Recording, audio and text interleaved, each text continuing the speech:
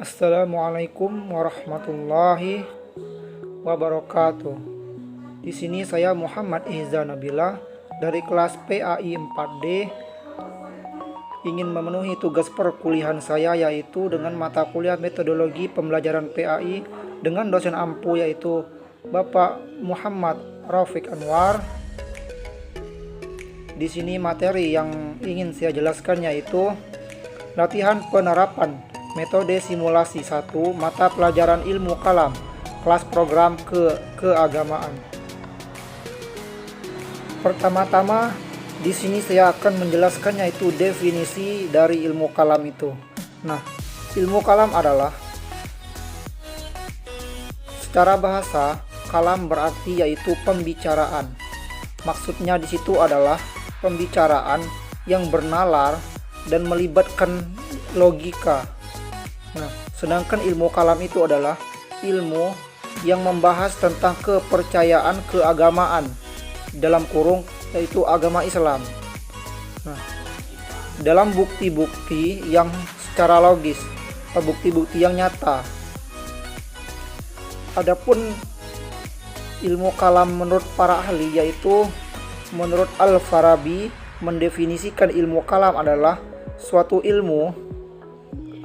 kedisiplinan ilmu yang membahas yaitu zat dan sifat Allah beserta eksistensi semua yang mungkin ataupun yang nyata, mulai yang berkenaan dengan masalah dunia sampai masalah akhirat ataupun yang disebut masalah sesudah kematian.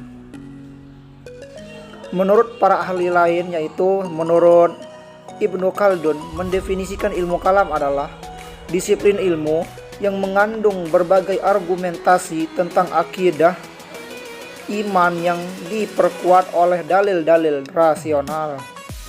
Ilmu kalam ini bisa disebut juga dengan beberapa nama, di antaranya yaitu Usuluddin, ilmu tauhid atau fikih akbar, dan teologi Islam.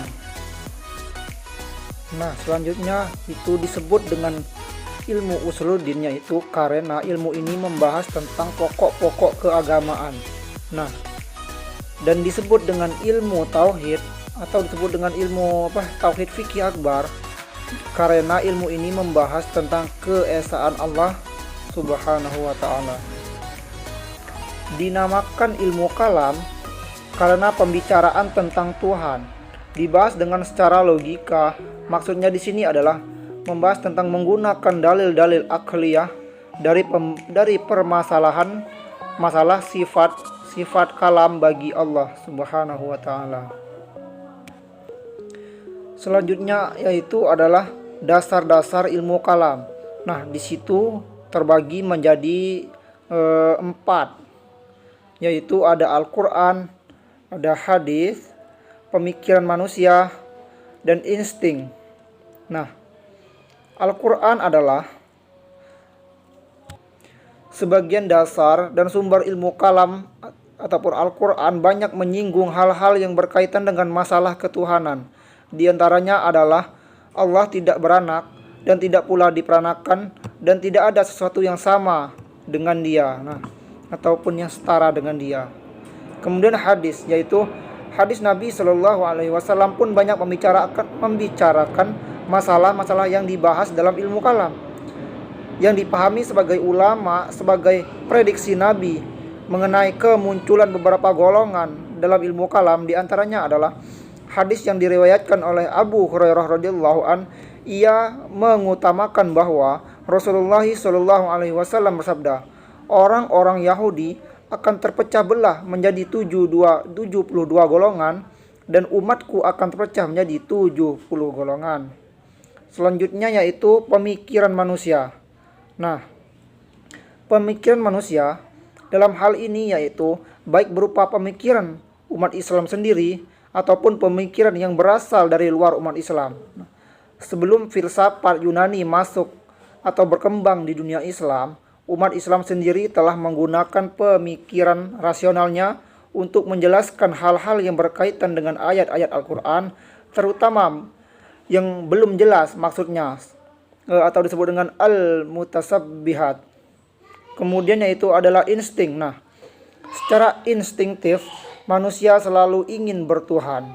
Oleh karena itu, kepercayaan adalah Tuhan telah berkembang sejak adanya manusia pertama. William L. Reese mengatakan bahwa ilmu kalam, ilmu yang berhubungan dengan ketuhanan ini yang dikenal dengan istilah teologi, telah berkembang sejak lama dan muncul dari mitos. Selanjutnya, teologi itu berkembang menjadi teologi alam dan teologi wahyu. Kemudian yaitu adalah sejarah timbulnya ilmu kalam. Menurut Harun Nasution, kemunculan persoalan ilmu kalam ini dipicu oleh persoalan politik yang menyangkut paut dari peristiwa pembunuhan Utsman bin Affan yang terbunuh pada penolakan Muawiyah atas kekhalifahan Ali bin Abi Thalib. Ketegangan tersebut mengkristal menjadi penting, yaitu yang menjadi perang Siffin yang berakhir dengan keputusan tahkim ataupun arbitrase. Sikap Ali menerima tipu muslihat Amr bin al-As, utusan dari pihak Muawiyah dalam tahkim. Kelompok yang awalnya berada dengan Ali menolak keputusan tahkim tersebut. Mereka menganggap Ali telah terbuat salah satu keputusan tersebut sehingga mereka meninggalkan barisannya. Kelompok ini dikenal dengan nama Khawarij, yaitu orang-orang yang keluar dari ataupun orang-orang yang pisah atau memisahkan diri. Mungkin itu saja penjelasan dari saya mengenai pembahasan ilmu kalam. Kurang dan lebihnya saya mohon ampun kepada Allah, kepada teman-teman semua atau yang mendengarkan. Saya mohon maaf. Wabillahi taufiq wal hidayah. Assalamualaikum warahmatullahi wabarakatuh.